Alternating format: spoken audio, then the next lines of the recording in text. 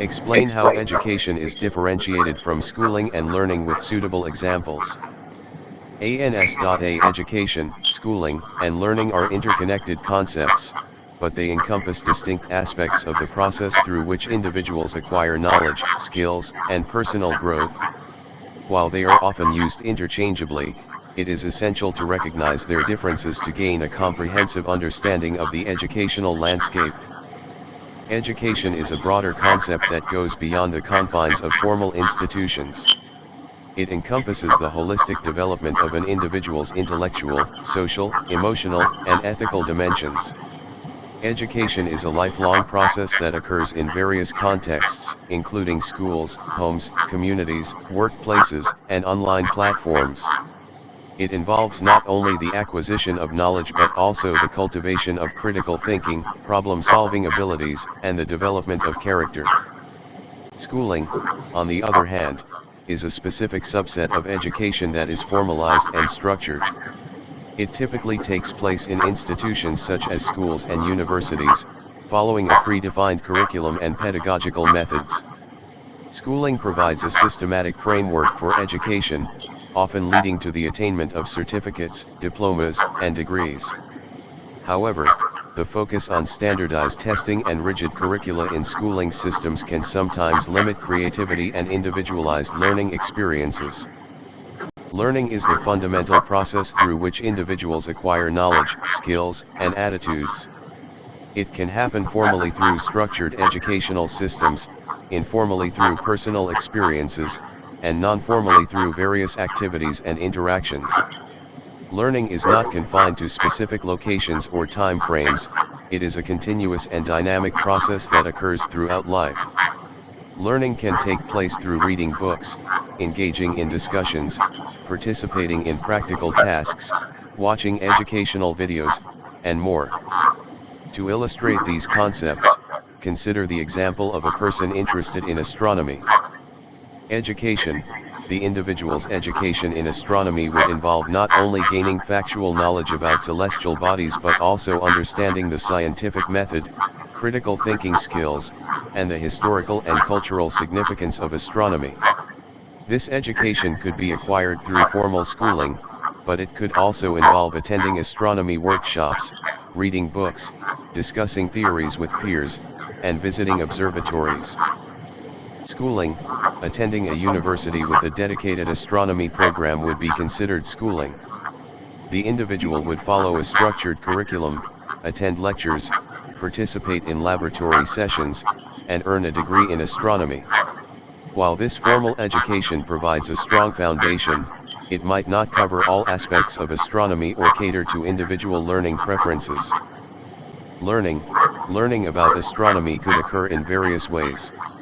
The individual might watch online videos explaining complex astronomical concepts, engage in discussions on astronomy forums, join a local astronomy club to observe the night sky with telescopes, and read articles written by experts in the field. This informal and self-driven learning supplements formal education and encourages a deeper understanding. It's important to note that education is not solely dependent on schooling. Many influential figures in history, like Leonardo da Vinci, Abraham Lincoln, and Steve Jobs, acquired significant education outside traditional schooling systems.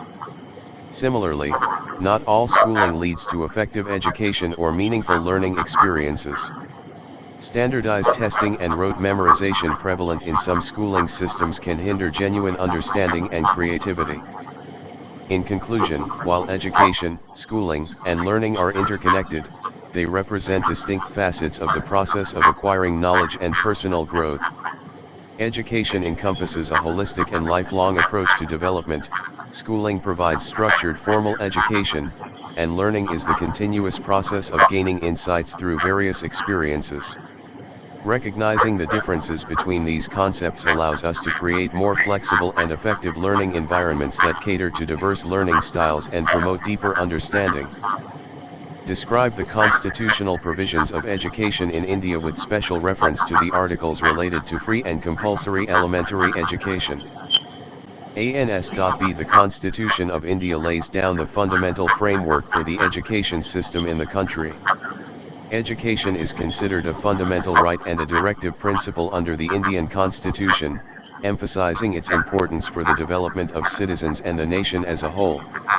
With special reference to the articles related to free and compulsory elementary education, the constitutional provisions that ensure equitable access to education for all children in India. Article 21A, Right to Education.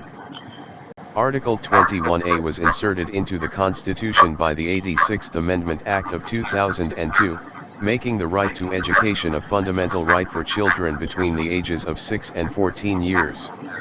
It reads, "The state shall provide free and compulsory education to all children of the age of 6 to 14 years in such manner as the state may, by law, determine."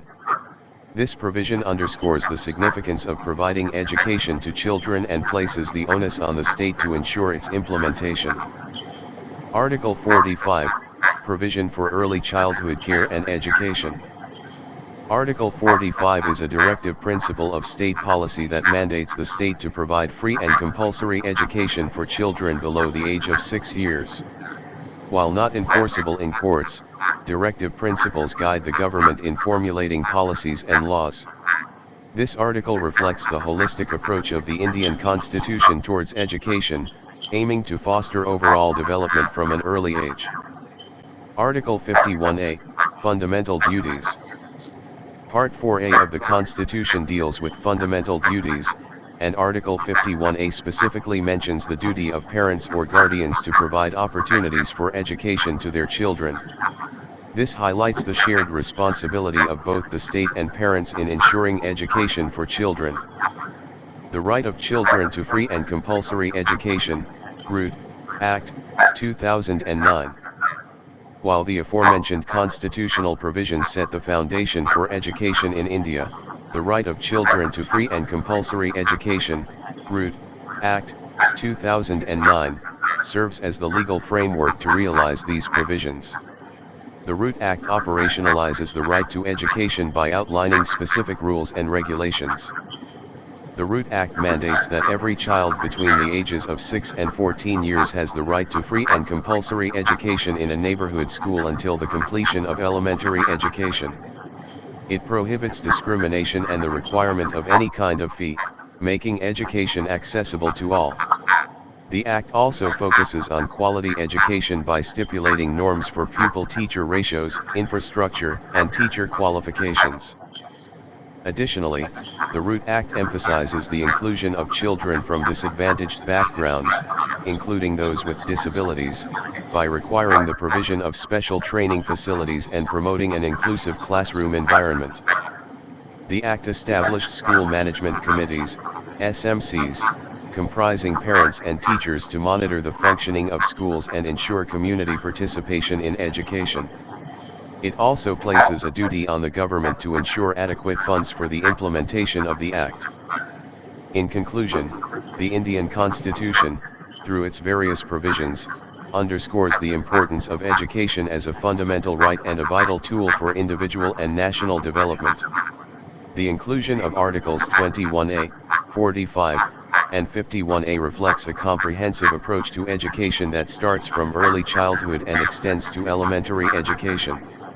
The Right of Children to Free and Compulsory Education, ROOT, Act, 2009, further solidifies these constitutional principles by providing a legal framework for free and compulsory elementary education and by setting standards for quality and inclusiveness. However, despite these provisions and efforts, challenges such as inadequate infrastructure, teacher shortages, and regional disparities persist in the Indian education system. Addressing these challenges requires continued commitment, policy refinement, and resource allocation to ensure that the constitutional vision of education for all is fully realized. Critically examine various dimensions of education and their implications for the development of the nation. ANS.C. Education is a multifaceted concept that plays a pivotal role in the development of a nation. Its various dimensions have far-reaching implications that extend beyond individual growth to impact societal progress, economic stability, and cultural enrichment. Examining these dimensions reveals the intricate interplay between education and national development. 1. Economic dimension. Education has a profound impact on a nation's economic development. A well-educated workforce contributes to increased productivity, innovation, and technological advancement. Highly skilled individuals can drive economic growth by attracting investment and fostering entrepreneurship. Moreover, education equips individuals with the necessary skills to adapt to changing job markets, reducing unemployment rates and poverty. Countries with a strong emphasis on education tend to have a competitive edge in the global economy. 2. Social dimension. Education is a powerful tool for social mobility and inclusion. It helps bridge the gap between different socio-economic backgrounds by providing equal opportunities for all. Access to quality education empowers marginalized groups, such as women and underprivileged communities, enabling them to break the cycle of poverty and discrimination. Furthermore, education fosters social cohesion, tolerance, and a sense of citizenship, which are crucial for a harmonious and progressive society. 3. Political dimension. A well-educated populace is fundamental for a functioning democracy. Education enhances critical thinking, analytical skills, and civic awareness, enabling citizens to make informed decisions and actively participate in the political process. A lack of education can lead to misinformation, susceptibility to manipulation, and the rise of populism. Educated citizens are better equipped to understand complex policy issues and hold governments accountable, thereby strengthening the democratic fabric of a nation. 4. Cultural dimension. Education not only imparts academic knowledge but also preserves and enriches a nation's cultural heritage. It provides a platform for the transmission of values, traditions, and languages from one generation to the next. Cultural education fosters a sense of identity and pride, promoting cultural diversity and intercultural dialogue. A nation that values its cultural dimension through education is more likely to contribute positively to global cultural interactions. 5. Technological dimension. In the modern era, education is closely linked to technological advancement. Technological literacy is essential for participation in the digital age. Integrating technology into education enhances learning experiences, making them more interactive and engaging. Furthermore, education in science, technology, engineering, and mathematics, STEM, fields drives innovation and scientific discovery, propelling a nation's technological prowess and competitiveness. 6. Environmental dimension. Education plays a critical role in raising environmental awareness and promoting sustainable practices. Environmental education equips individuals with the knowledge to address pressing issues such as climate change, resource depletion, and pollution. A well-educated population is more likely to adopt eco-friendly behaviors and support policies that prioritize environmental protection, ensuring the long-term sustainability of the nation. In conclusion, the dimensions of education are deeply interconnected and collectively contribute to the holistic development of a nation. The economic, social, political, cultural, technological, and environmental dimensions all shape the trajectory of a country's progress. A comprehensive education system addresses each dimension, creating a well-rounded and empowered citizenry. To harness education's potential for national development, governments must prioritize equitable access to quality education, invest in teacher training and infrastructure, and continually adapt curricula to meet evolving societal needs. Only by recognizing and embracing the multidimensional significance of education can a nation truly prosper and thrive in an ever-changing global landscape.